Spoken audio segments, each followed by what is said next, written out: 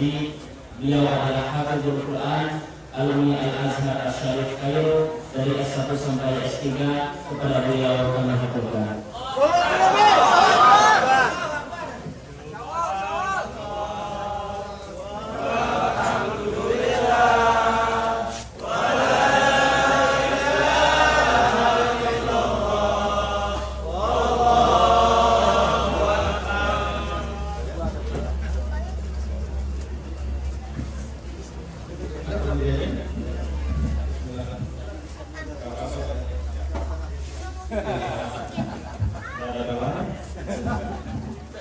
Bismillahirrahmanirrahim.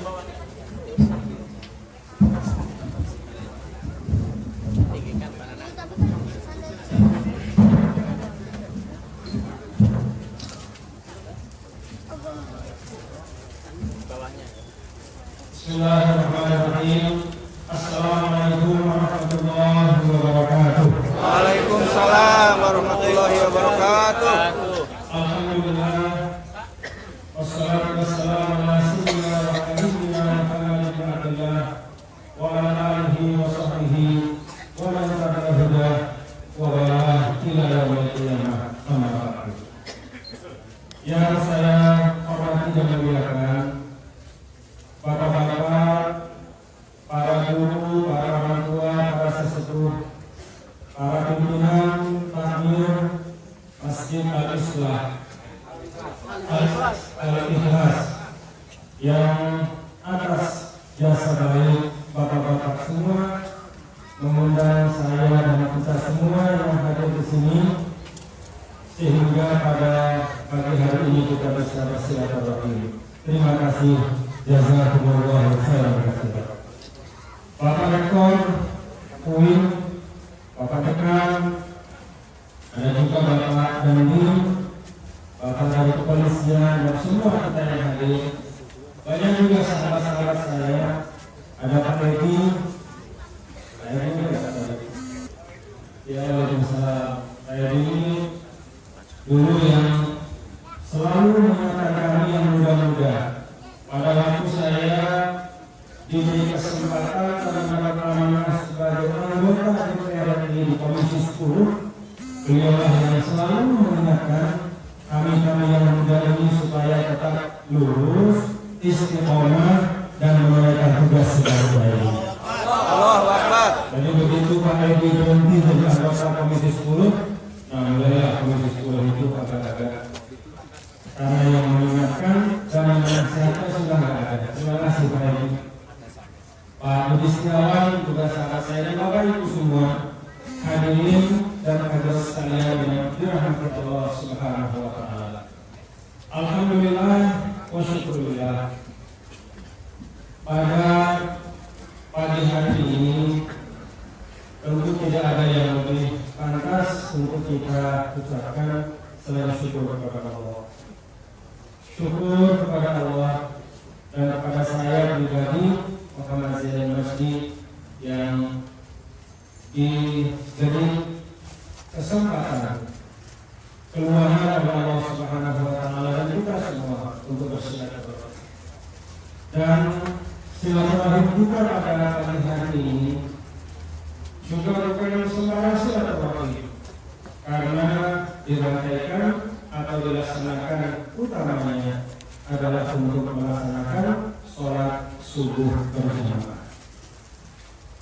Bapak Ibu, sholat subuh itu agak beda dengan sholat-sholat yang dalam bahasa Al-Quran pun sholat subuh itu dikhususkan penyebutan.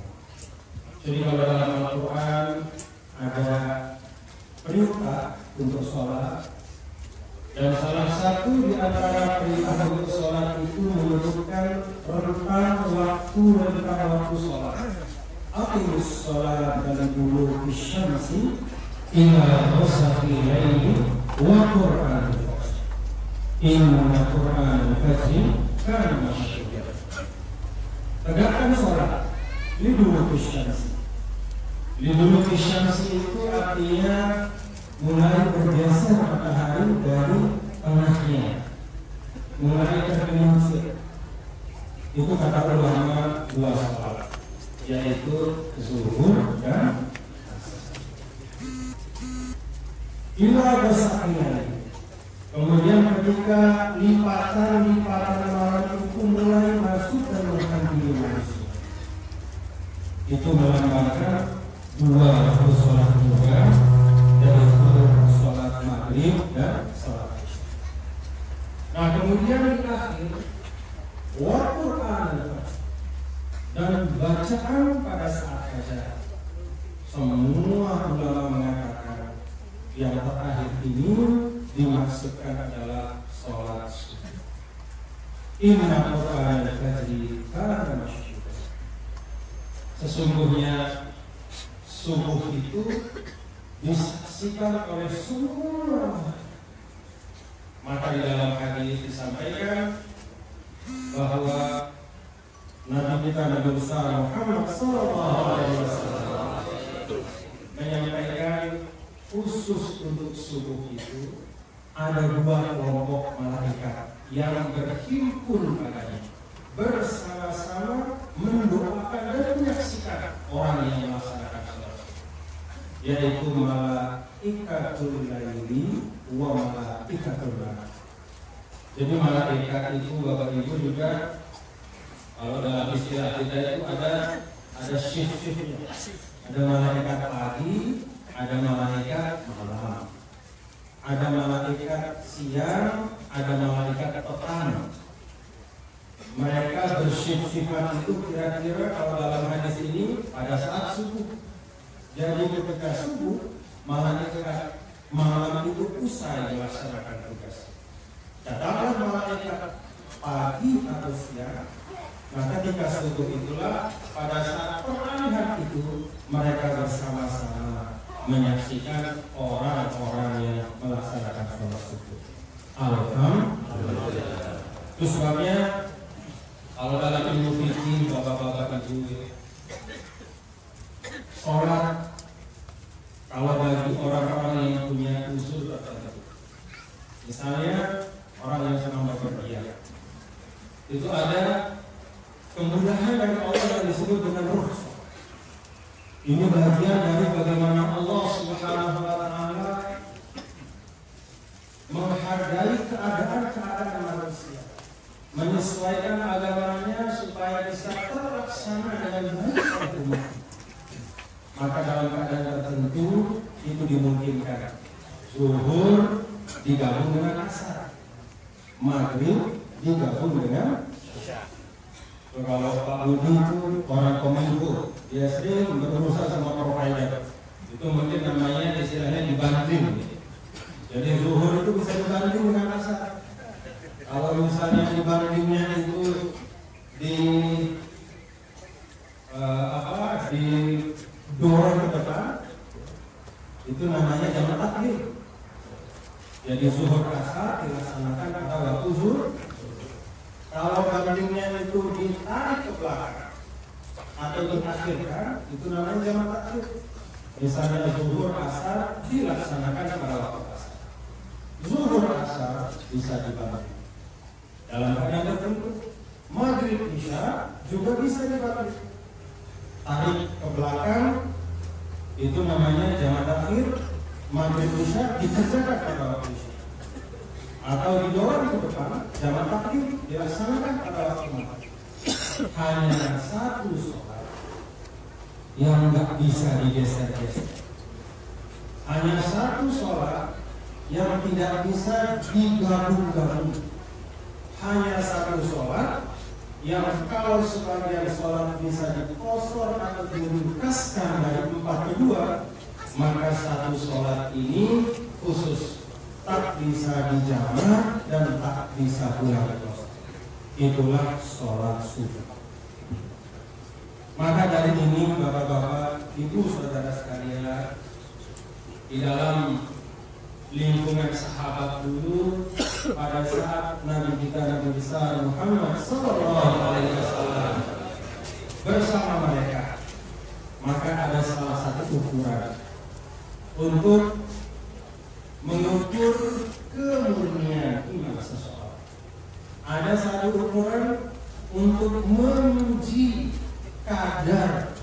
meneguhkan hati seorang. Ujian itu adalah datang ke masjid melaksanakan sholat. Mudah-mudahan paling tidak pagi ini kita lulus ujian semua Bapak Ibu ya. Dan tidak hanya setiap hari Sabtu bisa melaksanakan sholat subuh di masjid, tapi mudah-mudahan setiap pagi dan setiap saat kita bisa bersama. Bapak Ibu yang saya muliakan, saya sebenarnya datang selain untuk bersilaturahmi juga sebenarnya ingin belajar. Jadi ketika saya diundang untuk datang ke masjid Al-Ikhlas ini, itu ada dikirim ke handphone saya gambar yang mana ya? Yang mirip seperti itu. Nah di ujungnya itu ada tulisan S3. S3 itu ternyata singkatan dari Safari Status. Lombok itu, bapak-bapak ibu, terkenal dengan sebutan Pulau Seribu Masjid. Walaupun masjidnya tidak 1.000, tapi hampir 5.000 masjid. Jadi Lombok itu terkenal dengan banyaknya masjid. Bukan hanya masjid, pesantren dan tuan guru banyak itu. Termasuk saya di situ tuan guru bajanya. Sebenarnya tuan guru bajanya itu dulu ketika saya baru pulang dari Kairo. Bajanya itu artinya muda, ya, dulu. Dibandingkan dengan tuan guru yang sudah ada, gitu, yang rata-rata memang sudah sepuh, ya, sudah senior. Tapi kalau sekarang saya sudah tidak bajakan, memang karena sudah kagum disebut, ya keterusan disebut. Tuan gurunya banyak, masjidnya banyak, pesantrennya banyak, tapi S3 belum ada di Lombok.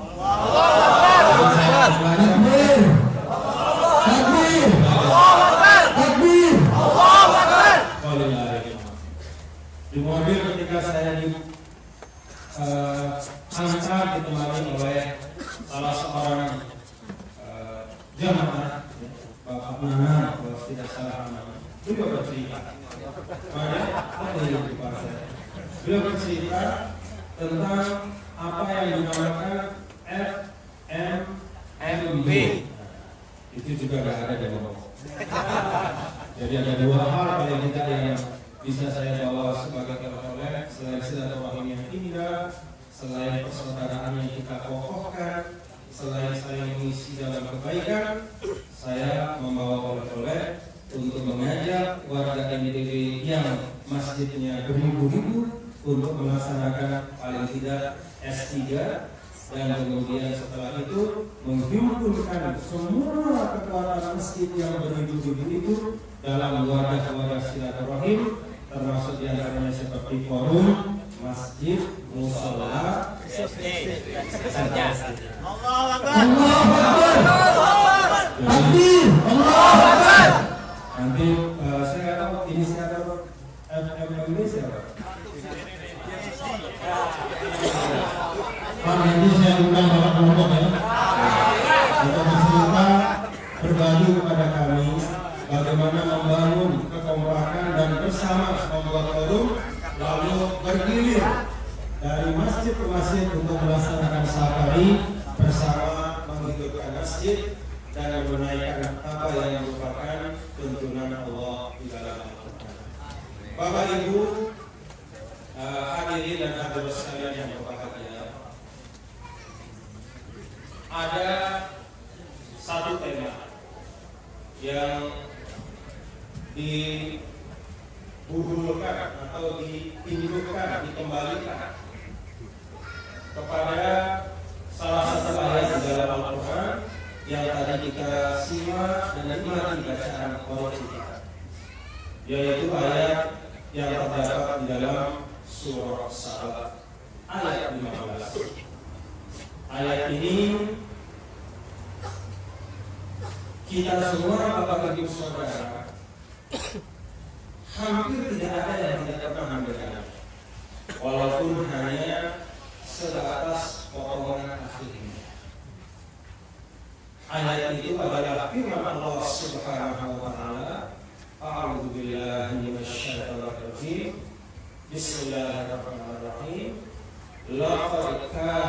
lisabani fi maskanihim ayah jannatani an yamini wa shimal kulu min rizqi rabbikum washkuru lahu baldatun thayyibatun wa rabbun ghafur. Kita biasanya baca potongan akhirnya. Mudah-mudahan ini tidak menggambarkan mental kita. Karena bagian akhirnya ini adalah hasil dari proses yang panjang. Jadi ketika kita mengutip bagian akhir saja, mudah-mudahan bukan berarti kita hanya mau hasil tapi tidak mau proses. Jadi ayat ke-15 dari surah Sabat ini, kalau dalam ilmu Al-Quran itu ada yang disebut dengan tanasub. Tanasub itu artinya konteks. Jadi ayat tidak bisa kita baca sendiri. Dia harus disandingkan. Baik disandingkan itu secara kronologis dengan sebelum dan sesudahnya, atau disandingkan secara tematis dengan ayat-ayat yang senafas, searah, semakna, sepesan dengan ayat itu. Ayat Al-Quran dibaca sendirian sering membuat salah paham, salah amal, dan salah ibadah. Termasuk, mohon maaf kalau saya sampaikan ayat yang paling populer sekarang. Ayat apa itu? Al-Maidah. Kalau dulu ayat yang paling populer itu laporkan lakum fi Rasulillah uswatun hasanah. Setiap maulid dibaca, setiap Isra Mi'raj dan semua keadaan-keadaan sering dibaca. Sekarang yang paling populer itu Al-Maidah ayat 51. Sama juga Al-Maidah ayat 51 juga seperti tadi tidak boleh dibaca sendiri. Ketika dibaca sendiri maka perbedaan tidak ada begitu. Tapi ketika dibaca dengan ayat sebelumnya, dibaca dengan ayat setelahnya, dibaca bersamaan dengan ayat-ayat yang senafas, searah, semakna, dengannya selesai. Tidak mungkin ada perdebatan, akan tumbuh satu pemahaman yang sama. Jadi besok-besok kalau ada ayat yang diributkan, cepat-cepat baca Al-Quran. Cek di situ sebelumnya sesudahnya, cek di situ ayat-ayat yang tematik, yang sama konteksnya, yang sama tujuan dan esensinya, lalu tariklah dari situ makna umum serta satu tambahan. Tapi bagusnya kalau tidak punya waktu yang cukup, tanya kepada pas lalu ahli. Nah, Bapak Ibu saudara sekalian, dalam tanda kutip tausiah ini, sebenarnya istilah tausiah ini juga Bapak Ibu ini istilahnya agak-agak menakutkan. Ya inilah saya yang mau pergi cepat atau bapak-bapak yang pergi cepat. Karena tausiah itu artinya berwasiat. Kalau di dalam Al-Quran, cuma orang Indonesia itu hebat ya. Sehingga di negara Arab itu tidak ada istilah tausiah. Di Arab itu dimanapun ceramah, siapapun yang menunjukkan materi tidak pernah ada tausiah. Istilahnya muhadarah kalau di luar kuliah, atau mau'izah hasanah kalau di masjid atau majelis-majelis. Muhadarah itu perkuliahan, mau'izah hasanah nasihat yang baik. Hanya di Indonesia ya tausiah. Tausiah itu Bapak Ibu, kalau dalam terminologi Al-Quran itu benar-benar urusan yang besar. Dalam Al-Quran, tausiah itu dipakai dari Allah kepada hamba-Nya atau dari orang hebat seperti Nabi kepada umat. Itu tausiah. Jadi yang masih kita di pidato lebih banyak kita ngebanyol, lebih banyak kita canda-canda, lebih banyak kita membuat lelucon-lelucon yang kurang maknanya. Menurut saya kurang pas kita sebut tausiah. Atau bagi saya pribadi pun juga seperti itu. Tausiah dalam Al-Quran itu konteksnya apa misalnya? Walaqad wassaynal ladzina utul kitab. Sungguh kami telah tausiahkan kata Allah. Ini dari Allah. Kepada orang-orang yang diberikan kitab sebelum kalian dan kepada kalian, wahai Muhammad, anittaqullah, agar bertakwa. Ini tausiah Allah kepada kita. Takwa. Ada tausiah dari manusia ke manusia yang lain. Wa wassa biha Ibrahim banihi wa Yaqub. Ya bani inna Allah astafa lakum.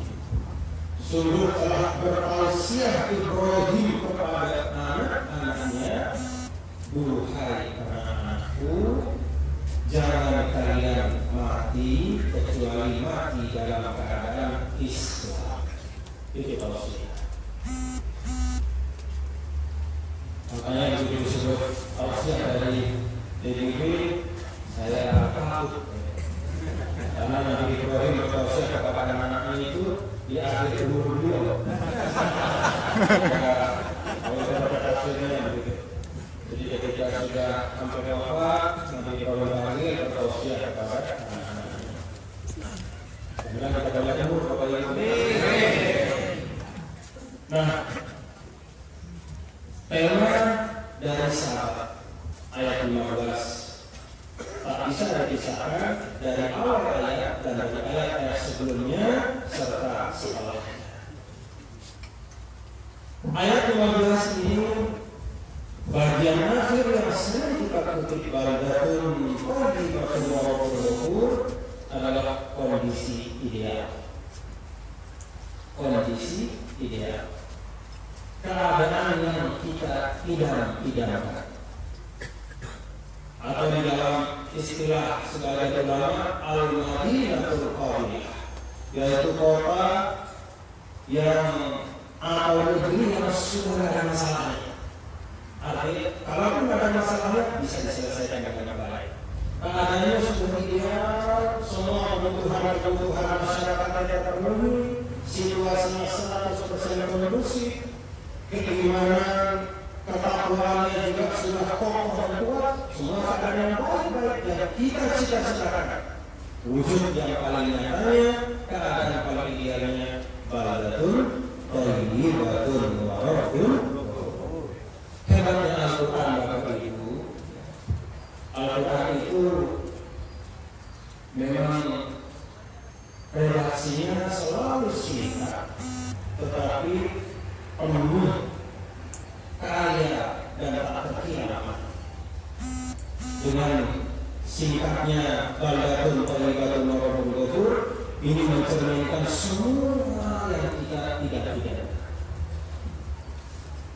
Ayat ini atau ungkapan ini hanya ada dua arti di sini. Pertama, baldatun thayyibah, negeri yang baik. Kalau dalam tafsir itu kita bisa melihat gambar-gambar bagaimana negeri yang disebut thayyibah. Kata sebagian ulama, baldatun thayyibah itu gambarannya adalah negeri yang bahkan serangga-serangga yang menghancurkan, hewan-hewan yang merusak, itu tidak bisa hidup di situ.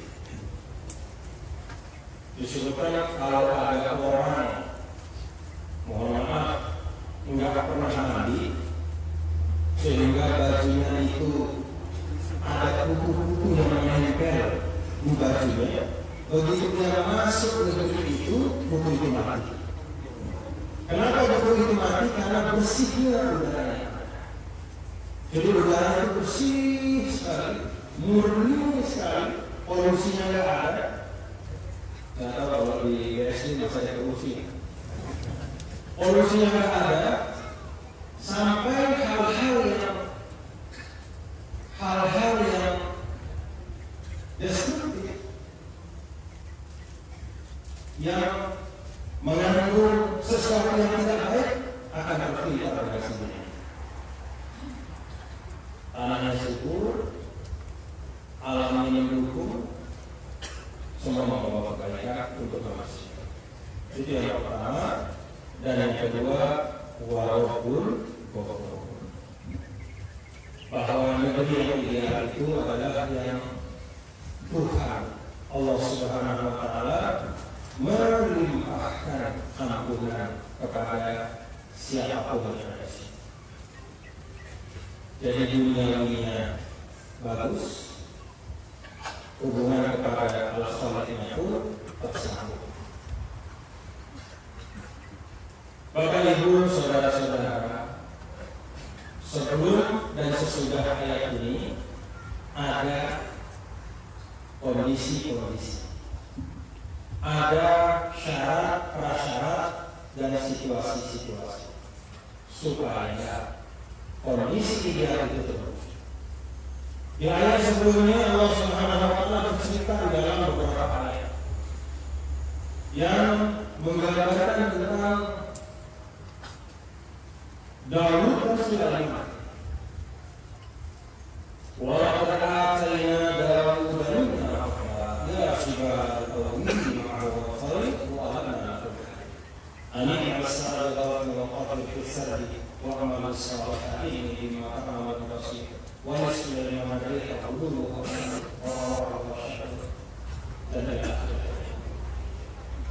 lihat gambaran Al-Quran tentang kondisi negeri yang disebut dengan baldatun, thayyibatun, wa rabbun ghafur.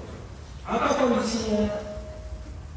Di ayat sebelum ini dikatakan oleh Allah Subhanahu wa Ta'ala bagaimana Allah memberikan kepada Daud, nabinya yang mulia, nabinya yang utama, buah hal, al-hukma wal nubuwwah. Selain kenabian, Nabi Daud juga diberikan al-hukmah yang menurut sebagian ulama diartikan dengan al-hikmah. Jadi al-hikmah itu artinya ilmu yang membawa kedekatan kepada Allah. Jadi negeri yang mulia adalah negeri yang di situ ilmu pengetahuan yang mendekatkan diri kepada Allah tumbuh subur dan berkembang. Tidak hanya itu, ya jibalu awidi ma'ahu wa alamna lahu hadid. Di antara karunia Allah kepada Daud adalah alamna lahu hadid, baja yang keras luar biasa digunakan seperti adonan roti. Bagian yang pertama dari ayat ini bicara tentang karunia ilmu. Bagian berikutnya berbicara tentang teknologi. Maka baldatun thayyibatun itu bukanlah negeri yang diisi oleh orang-orang yang tidak peduli ilmu, bukan diisi oleh orang-orang yang suka menggelam dalam kejahilan, bukan diisi oleh orang-orang yang semangatnya mencari ilmu itu hanya setengah-setengah. Baldatun thayyibatun itu adalah negeri yang di dalamnya semua warganya berkompetisi, bersinergi, berlomba-lomba untuk menjadi orang yang ahli berilmu. Itulah baldatun. Wa alanna lahu hadid. Demikian pula penguasaan teknologi yang luar biasa. Sehingga pada zaman Nabi Daud itu pun yang sekian ribu tahun yang lalu, baja, besi itu sudah bisa digunakan. Ayat berikutnya tentang Nabi Sulaiman juga demikian. Asal lahu ilal hikmah tidak hanya baca, tapi tembaga pun sudah bisa dijalankan. Kita tahu sekarang kalau bapak-bapak saya tidak punya pengetahuan tentang itu, tapi ahli-ahli ilmu kesehatan, ahli-ahli teknologi, ahli-ahli ilmu teknik tahu persis bahwa baja dan tembaga adalah dua dari beberapa bahan yang paling penting di dalam membangun peradaban kita sekarang. Jadi kita melanjutkan peradaban bagaimana nomor ini, Bapak Ibu harus senafas, satu kali nafas dengan syarat dan prasyaratnya. Kalau kita mendendangkan atau mengaturkan ini sebagai doa, maka pada saat yang sama ikhtiar pun harus kita pun agar umat ini menjadi umat yang berilmu, agar umat ini menjadi umat yang mengerti teknologi. Dan dalam konteks Al-Quran, teknologi itu tidak dimaknakan sebagai sesuatu yang bisa kita pakai saja, tetapi yang harus kita produksi dan kita hasilkan. Selalu konteksnya teknologi dalam Al-Quran itu konteks kita aktif melahirkan dan menghasilkan.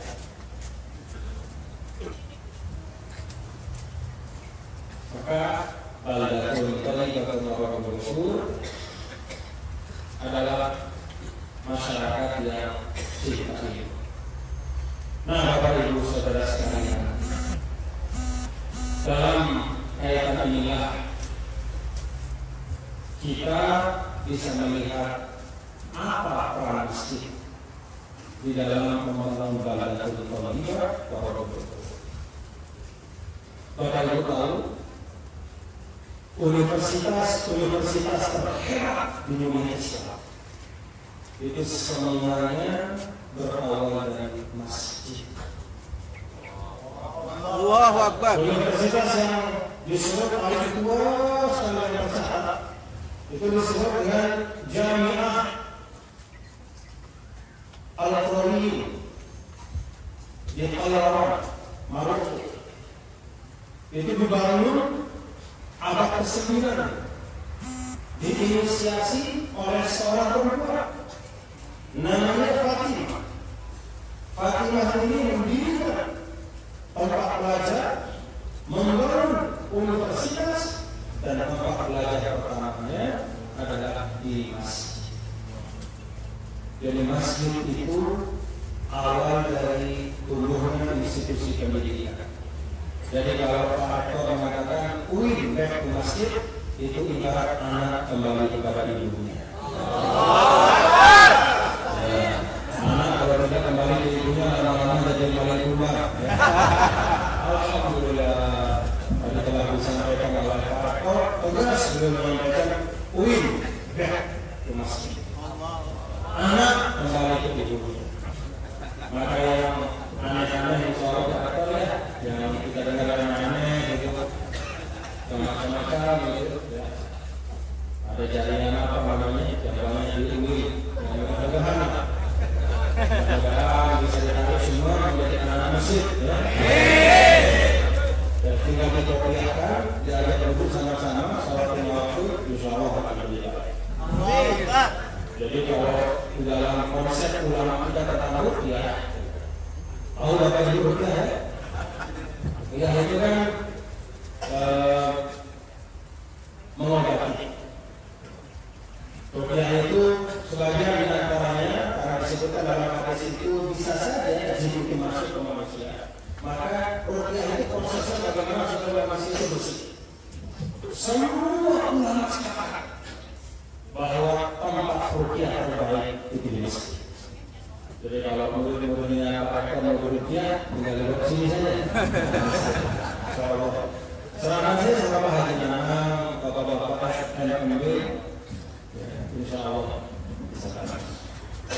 Nah, masjid bapak-bapak, ibu, saudara-saudara, kalau kita tarik pada masa abad pertengahan katakan, seperti misalnya tarik abad 9, ternyata universitas yang tertua di dunia Islam itu berawal di masjid. Dan Maroko, Jami'ah Al-Qur'an ke-10 juga demikian. Ketika dibangun di Mesir, yang namanya kemudian itu adalah Jami'atul Azhar. Sebelum dia jami'ah, dia jami' dulu. Jami' itu artinya masjid, jami'ah itu artinya universitas. Beda antara masjid dan universitas dalam bahasa Arab hanya satu huruf, yaitu A. Yang satu jami', yang satu jami'ah. Jadi 3 hurufnya sama, jim, alif, mim, ain, ada apa sama. Cuma satu saja tambahan, kalau universitas itu jami'ah. Maka memang demikian adalah semua jami'ah itu harus berakar pada syariat. Semua universitas Islam itu harus menarik inspirasi, menarik nilai-nilai hebat dari jami' atau dari Islam. Di Azhar juga seperti itu. Ada ke-10 Universitas Al-Azhar itu dibangun dimulai pertama 1969 Masehi kalau tidak salah. Ada ke-10 itu adalah Jami' Al-Azhar, Universitas Al-Azhar. Jadi ilmu itu memang dinasti harusnya. Dan bahkan bapak-bapak, ibu, saudara sekalian, kalau kita lihat bagaimana perjalanan terbangunnya peradaban Islam, bagaimana Nabi kita Nabi besar Muhammad Sallallahu Alaihi Wasallam mencontohkan kepada kita step by step, langkah demi langkah, tahap demi tahap.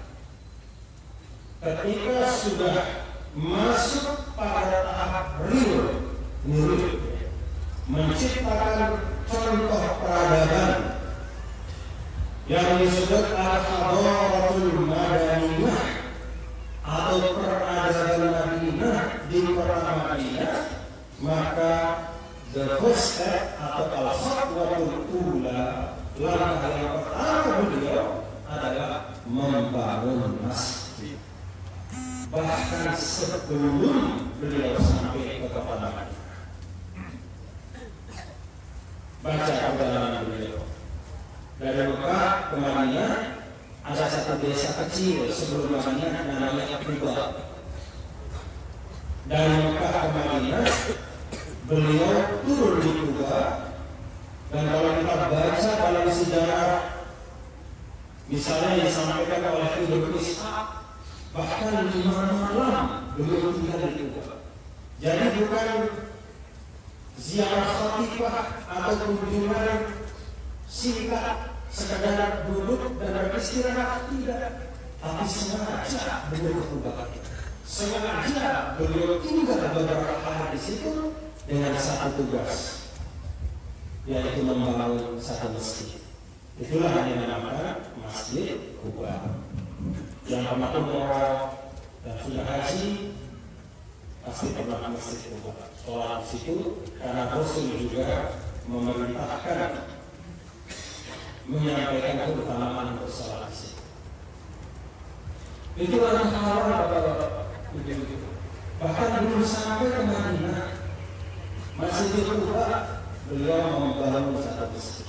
Dan masjid inilah yang kemudian dikekalkan di dalam Al-Quran di surah At-Taubah kalau tidak salah, la masjidun ussisa ala taqwa min awwal yawmin ahaqqu an taquma fihi rijalun yuhibbuna an yatatahharu wallahu yuhibbul mutahhirin. Masjid yang didirikan di awal sejarah. Jadi bahasa Al-Quran itu min awal yaum, di awal. Jadi memang kalau kemudian Sayyidina Umar menetapkan hijrah sebagai awal penanggalan Islam, ya memang konsep Al-Quran begitu. Karena masjid yang didirikan pada saat Nabi hijrah itu disebut awal yaum, didirikannya di awal fajar peradaban. Itulah Masjid Quba. Fihi rijalun yuhibbuna an yatatahharu wallahu yuhibbul mutahhirin. Bapak Ibu, kalau Bapak Ibu naik helikopter di Lombok misalnya, keliling Lombok itu dari atas, helikopter view, lihat posisi masjid di setiap kampung. Tidak pernah ada masjid itu di pinggir kampung.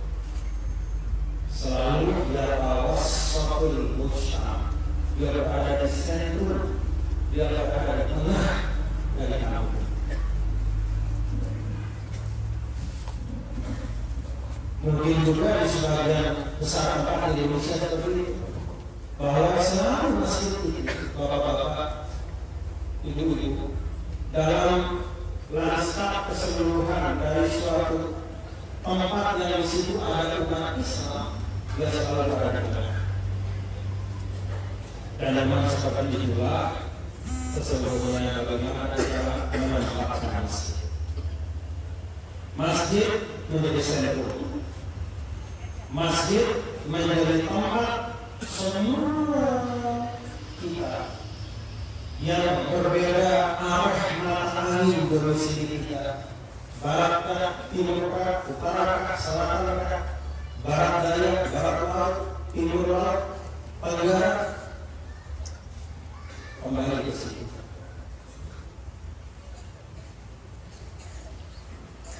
Ini kearifan menurut para. Ini cara orang dulu untuk menanamkan obligasi moral kepada kita agar selalu kembali. Sehingga ada alasan, misalnya si A, Bapak Ahmad, kok pernah masih kalau masjidnya tinggi, ada alasan. Pak, kok masjid, aduh, jangan capek. Kalau Bapak makin masjidnya di samping rumah, kalau saya karena masjidnya di ujung, maka orang-orang dulu nih pendidikan mereka. Jadi kadang-kadang kita perlu merenungkan bagaimana masyarakat kita yang kita sekarang hidup di dalamnya ini sudah punya peranan-peranannya.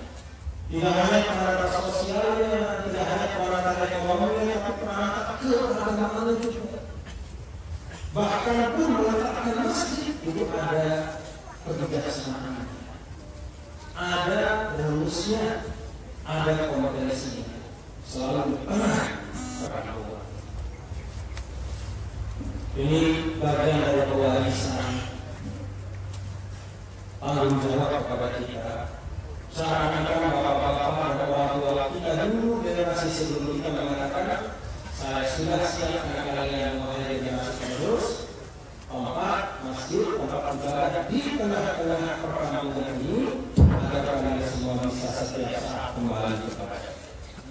Nah, itulah yang kita lakukan dengan S3, dengan FFM ini, dan pada akhirnya kalau semua pusat-pusat kebaikan, pusat-pusat kemuliaan, pusat-pusat nilai terbaik yang ada pada manusia yang namanya masjid, bagi kita umat Islam, ramai dengan jamaah seperti ini, saya yakin kemajuan bangsa dan negara kita, atau yang disebut dalam surah Sabah balatun thayyibatun wa ghafur, itu hanya menjadi konsekuensi logisnya.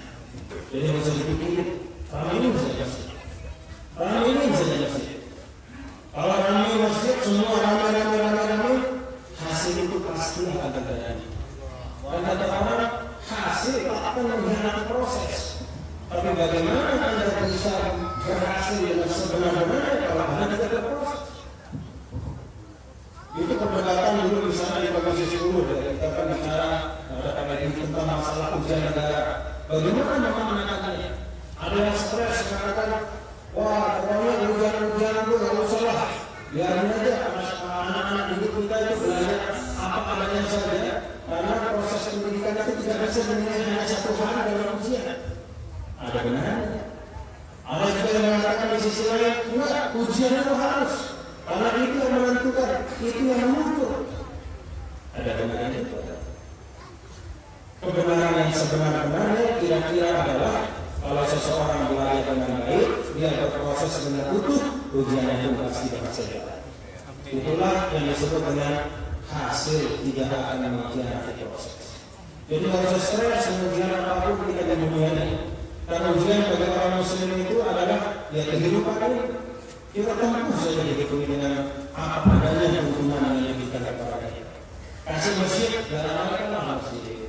Masa masjid sudah bagus sudah diperlukan. Diperintahkan untuk bersilaturahim, sambungkan silaturahim. Ketika proses-proses yang baik ini kita lakukan, otomatis pada akhirnya baladatun, qalibatun, waradun. Nah, jadi Bapak Ibu, saya ingin menyampaikan pada kesempatan ini bahwa kondisi ideal adalah konsekuensi logis, adalah bagian dari sunnatullah manakala kita menempuh semua persyaratan-persyaratan. Dan kalau kita ingin baladatun, qalibatun, waradun, ghafurun terjadi, yang pertama harus kita jawab adalah apa yang disebut pada ayat setelahnya. Fa'aradu itu artinya berpaling. Udah ada masjid, udah ada masjid. Ditanya sama teman-teman kalau masjid, belum tentu yang ada masjid lebih baik daripada yang ada masjid. Sama seperti karena yang berjihad, yang penting juga pakai hati saja. Belum tentu yang harus juga pakai lebih baik. Memang secara keseluruhan belum tentu orang yang ke masjid itu secara keseluruhan, secara hakiki dia pasti lebih baik. Tetapi karena dia ke masjid, maka ke masjidnya dia itu pasti lebih baik daripada yang tidak ke masjid. Jadi ketika dia pergi ke masjid, dia pasti lebih baik daripada yang tidak ke masjid. Dalam Islam itu sederhana. La yastawil qa'id wal muhajir wal ansar wal mujahid. Tidak sama orang yang mengatakan kaki di rumah dengan orang yang bekerja, berjihad. Memang ada kemuliaan secara asasi begitu orang bersyahadat dia terjaga. Kalau tidak terjaga dari kekal dia akan masalah mau dititip sebulan 2 bulan dulu itu tergantung lama. Tapi kalau kita tidak akan lihat di neraka itu orang bersyahadat la ilaha illallah Muhammadur Rasulullah. Benar. Tapi kalau kita bicara tentang pencapaian, kita bicara tentang mencapai jannatul firdaus, kita bicara tentang derajat surga yang diberikan oleh Allah, itu bergantung dari amal saleh.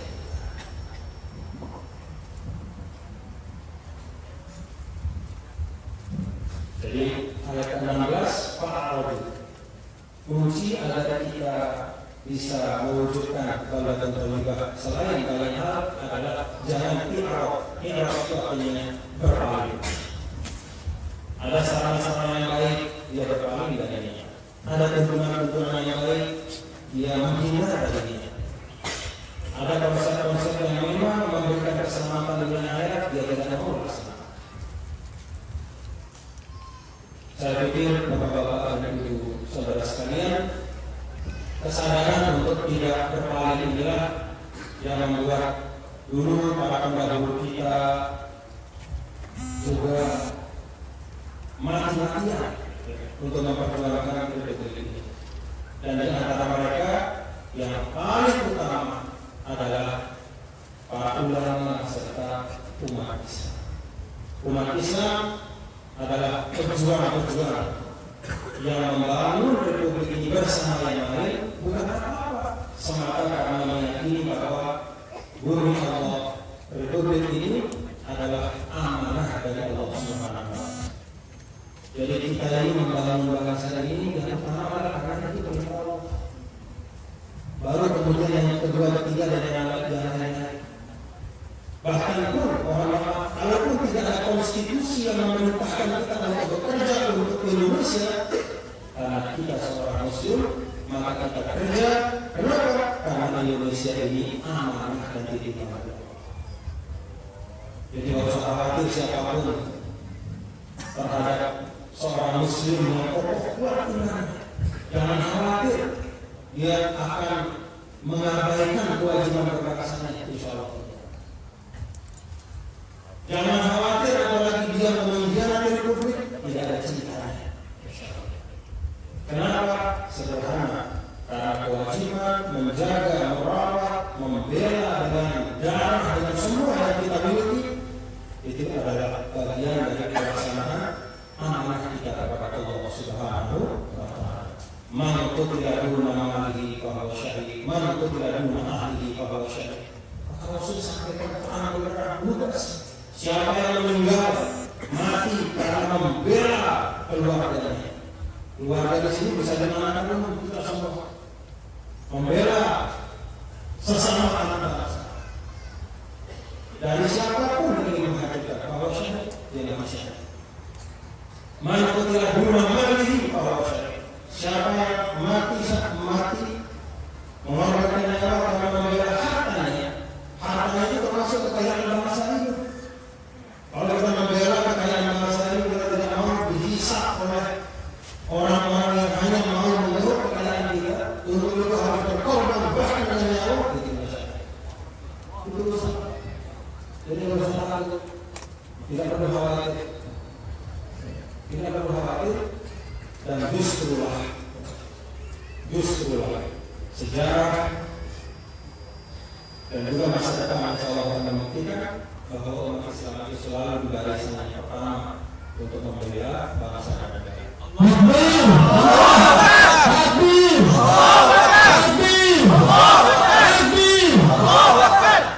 Bogor, Pak Lekor, Pak Dandim, dulu ini TNI. Pak Bogor tidak boleh lupa. TNI itu salah satu elemen yang membentuk ini awal selain peta. TNI itu adalah laskar yang lahir dari Pondok Pesantren. Yang membentuk tentara kenaman rakyat kita yang pertama dulu itu adalah santri-santri. Laskar Hizbullah, laskar Sabilillah. Di sejarah kita baca 1943 sampai 1945 di pesantren itu tidak ada orang belajar kitab. 2 tahun orang belajar di negara ini. Untuk apa? Untuk belajar. Itu sangat jadi. Jadi kita ditutup dulu. Pengajian ditutup dulu. Semua orang belajar mengatasi senjata. Allahu Akbar. Allahu Akbar. Allahu Akbar. Jadi sejarah sebagai bukti dan masa depan juga akan menjadi peneguh dan pengokoh dari itu semua bahwa umat Islam adalah elemen yang tak pernah diragukan keikhlasannya, ketulusannya, kesiapannya untuk membela bangsa dan negara lahir dan batin. Demikian yang saya sampaikan, mudah-mudahan manfaatnya. Saya mohon maaf kalau panjangan atau agak keluar dari tema. Tapi sekali lagi saya benar-benar ingin belajar 2 hal ya, S3 sama FMB. Saya mohon maaf ya. Mudah-mudahan bisa selesai silaturahmi dan mengeluarkan semangat membangun masjid ini agar dimana-mana bisa tumbuh semangat seperti ini, insyaallah. Mohon maaf apabila banyak kesilapan dan kekurangan yang saya sampaikan. In uridu al-islah as-sata'tu wa tawfiq ila billah wa tawfiq al-hadi ila sabil rasyad. Wassalamualaikum warahmatullahi wabarakatuh.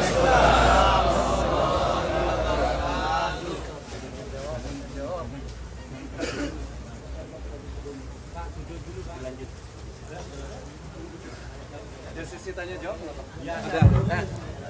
Dilanjutkan dengan sesi tanya jawab. Diambil 2 penanya, satu dari jamaah laki-laki dan satu dari jamaah perempuan, dipersilakan.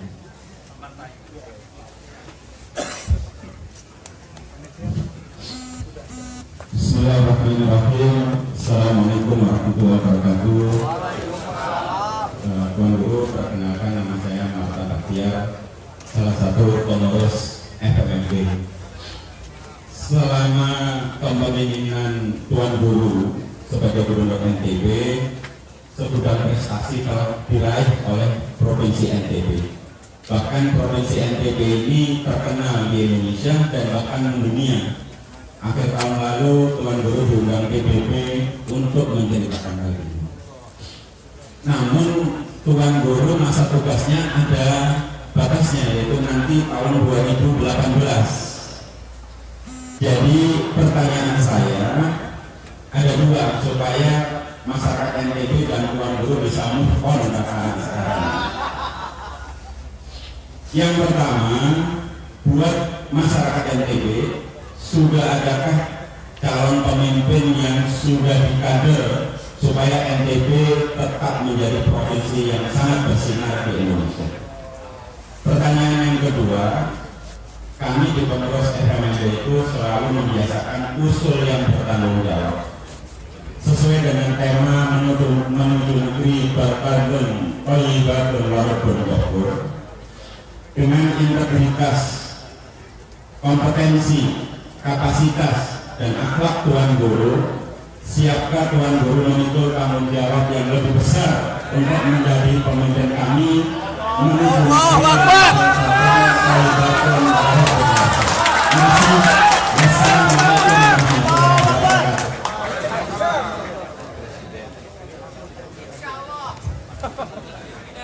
Apa lagi? Dari ibu-ibu ada yang bertanya?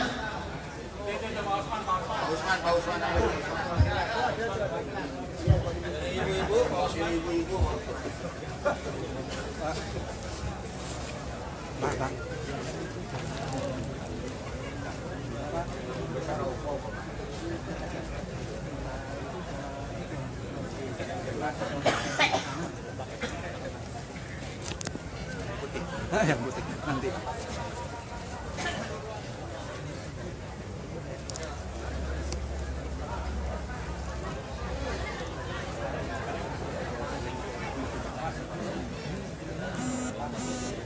Assalamualaikum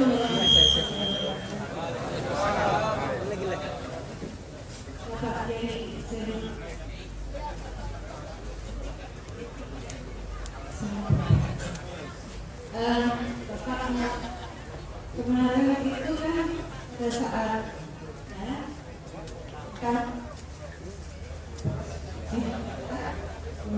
kamu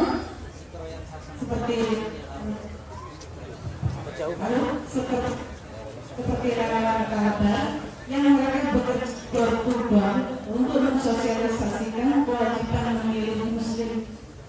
Nah, saya ingin tahu kenapa kok nggak ada naskah dari NTB? Tidak ada.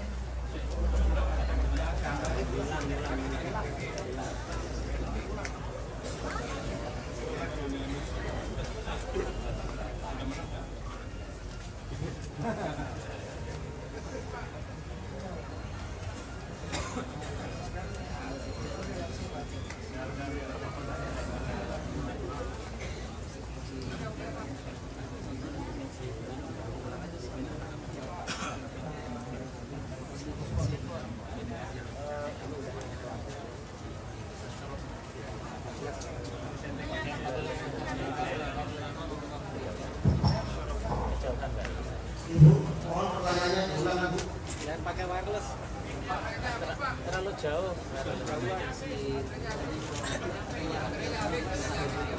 Atau maju aja.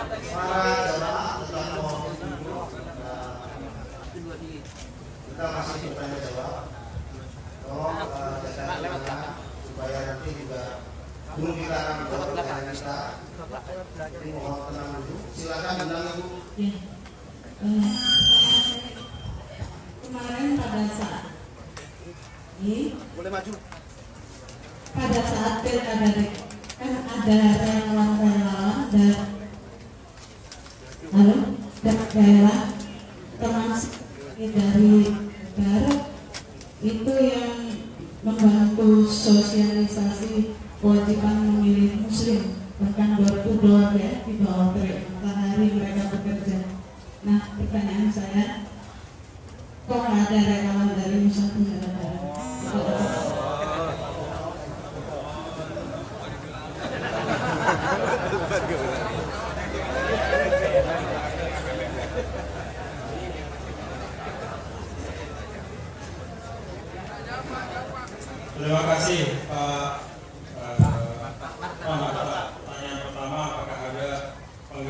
banyak, Pak, Masya Allah.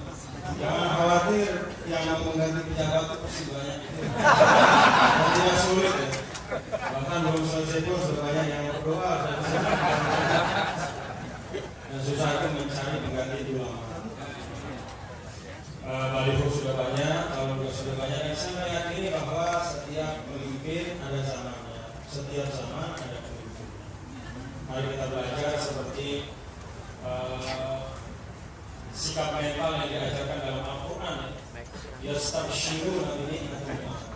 Jadi seorang muslim atau masyarakat muslim itu tidak boleh ada satupun terbersit pada dirinya putus asa, pesimistik, tapi yastabshiruna bi ni'matillah. Jadi istibsyar itu adalah sikap mental yang kita selalu meyakini ada yang baik. Kita menanti karunia dari Allah. Kita menunggu curahan rahmat dari Allah.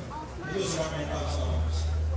Jadi dalam keadaan apapun, dalam situasi apapun, tetap yastabshiruna bi ni'matillah. Atau di dalam akhir surat Al-Fatah ketika bicara tentang sikap dari para sahabat, yabtaguna fadlan minallahi wa ridwan. Sama juga. Yabtaguna fadlan itu mereka tak henti-hentinya. Karena kata kerja itu menunjukkan istimrariyah, berterus-terusan. Tak hanya hari ini, tak hanya besok, tapi selamanya. Mereka berharap, punya harapan besar, punya optimisme, punya cita-cita. Itulah. Jadi saya ingin kita semua apapun situasi yang ada, kita tetap optimis, dan insya Allah juga di NTB. Dulu juga saya waktu diberi amanah pertama diketawain, ini bisa apaan yang kecil ya tadi. Umur saya 36 tahun. Ini bisa apaan yang kecil ini?